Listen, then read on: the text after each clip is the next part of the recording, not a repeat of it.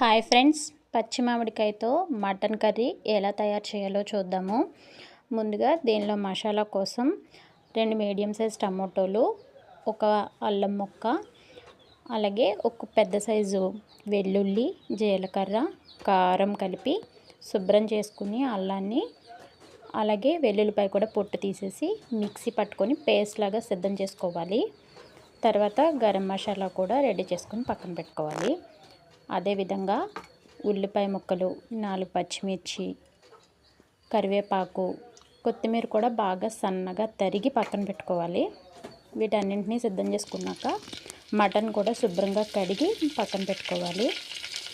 చిన్న కుక్కర్ తీసుకుంటున్నాను నేను.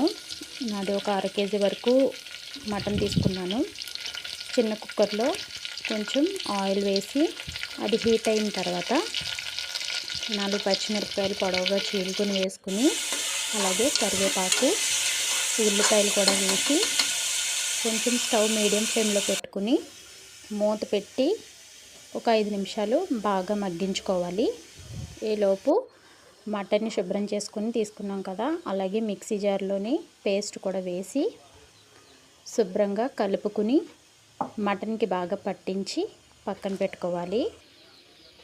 దీనివల్ల మటన్కి బాగా ఉప్పు, కారం అన్నీ కూడా బాగా పడతాయి, బాగుంటుంది. ఉల్లిపాయ ముక్కలు మగ్గిపోయేమో చూసుకుని ఉల్లిపాయలు గోల్డెన్ బ్రౌన్ కలర్లోకి మారిన తర్వాత ఈ మటన్ మొత్తాన్ని అందులో వేయాలి.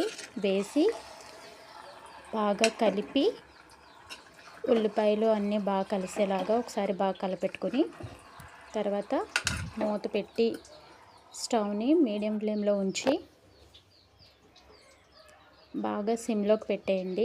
సిమ్లోకి పెట్టిన తర్వాత మూత పెట్టి విజిల్ పెట్టి ఒక 5 విజిల్లు రానివ్వాలి. 5 విజిల్లు వచ్చిన తర్వాత స్టవ్ ఆఫ్ చేసి ప్రెజర్ తగ్గాక మూత తీసి ఒకసారి చూసుకుంటే మీకు కొంచెం వాటర్ అది వచ్చినట్టు తెలుస్తుంది. నేను అసలు వాటర్ వేయలేదు, కానీ మటన్లో ఉండే వాటర్ మొత్తం ఎలా వచ్చిందో చూసారు కదా. అలాగే కచ్చా మ్యాంగో పచ్చి మామిడికాయ ముక్కలు కూడా బాగా పీల్ చేసుకుని పెట్టుకుని కట్ చేసుకున్న ముక్కలు వేసుకుని కొంచెం వాటర్ యాడ్ చేసి మళ్ళీ మూత పెట్టి మరొక 3 విజిల్స్ వచ్చే వరకు చూసుకోండి.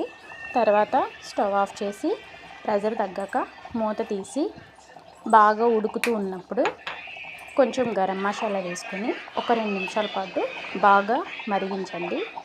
తర్వాత సన్నగా తరిగి పెట్టుకున్న కొత్తిమీర కూడా వేసుకుని మరొక 2 నిమిషాలు ఉడికించుకోండి. తర్వాత ఈ మొత్తాన్ని సర్వింగ్ బౌల్లోకి తీసుకుంటే ఎంతో టేస్టీగా ఉండే మ్యాంగో కర్రీ